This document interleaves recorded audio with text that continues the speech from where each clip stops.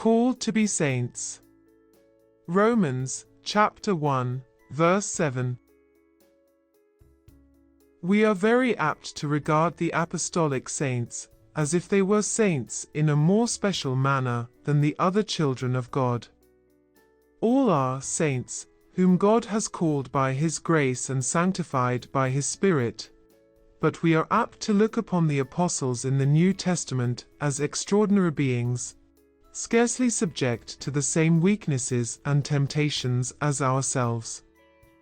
Yet in so doing, we are forgetful of this truth, that the nearer a man lives to God, the more intensely he has to mourn over his own evil heart. And the more his master honors him in his service, the more also does the evil of the flesh provoke and harass him day by day. The fact is, if we had seen the Apostle Paul, we would have thought of him remarkably like the rest of the chosen family. And if we had talked with him, we would have said, "We find that his experience and ours are much the same.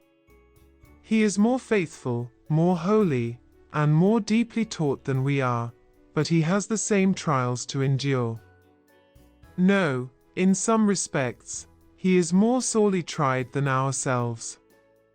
Do not, then, look upon the ancient saints as being exempt either from infirmities or sins, and do not regard them with that mystic reverence which will almost make us idolaters.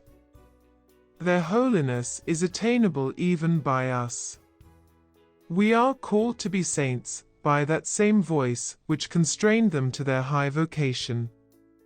It is a Christian's duty to force his way into the inner circle of saintship, and if these saints were superior to us in their attainments, as they certainly were, let us follow their example.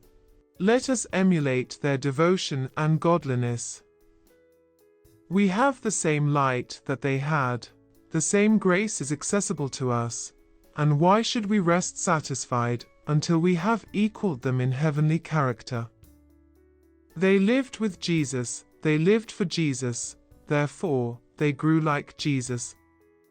Thus, let us live by the same Spirit as they did, looking unto Jesus, and our saintship will soon be apparent. Amen.